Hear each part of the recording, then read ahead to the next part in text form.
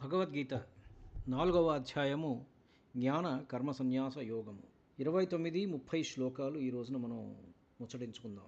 అపానే జుహ్వతి ప్రాణం ప్రాణే పానం తథా పరే ప్రాణాపానగతిరుత్వా ప్రాణాయామపరాయణాః అపరే అపరే నియతాహారః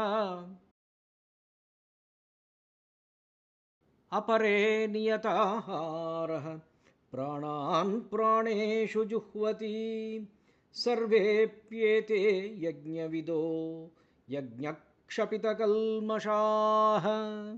अपरे కొందరు యోగులు అపానే అపానవాయువునందు ప్రాణం ప్రాణవాయువును జుహ్వతి హోమము చేయుదురు.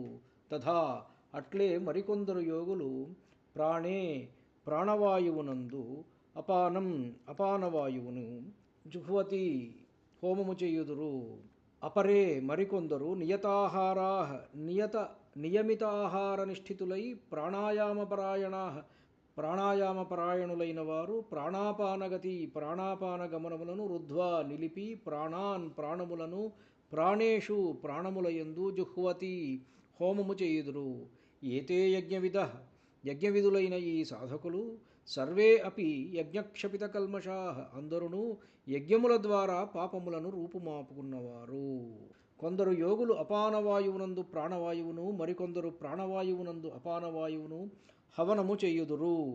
అంటే ప్రాణం అంటే లోపలికి వెళ్ళే శ్వాస, అపానవాయువు అంటే బయటకు వచ్చే శ్వాస. ప్రాణాయామపరాయణ అంటే శ్వాస నియంత్రణలో నిమగ్నులైనటువంటి వాళ్ళు. నియతాహార అంటే మితాహారులు, నియమితమైనటువంటి ఆహారం నియమంగా మితాహారం తీసుకున్నటువంటి వాళ్ళు.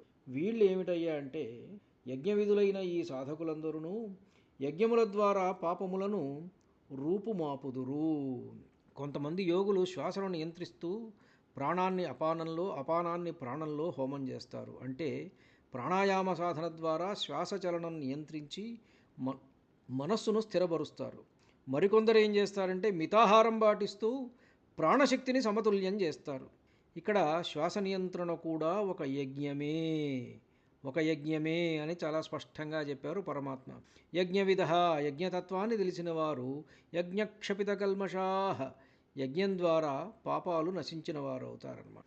ఈ విధంగా యజ్ఞరూప సాధన చేయువారు తమ పాపాలను యజ్ఞాగ్నిలో దహింపజేసి యజ్ఞశేషాన్ని అమృతంలా అనుభవించి చివరకు నిత్యమైనటువంటి బ్రహ్మపదాన్ని పొందుతారు. యజ్ఞం అంటే కేవలం హవనం కాదు, నియమబద్ధ జీవనం కూడా ఒక యజ్ఞమే. ఇంద్రియ నియంత్రణ, శ్వాస నియంత్రణ ఇవన్నీ కూడా యజ్ఞమే. ఇవి చిత్తశుద్ధిని కలిగించి జ్ఞానానికి దారితీస్తాయి. జ్ఞానం ద్వారా బ్రహ్మ సాక్షాత్కారం అవుతుంది.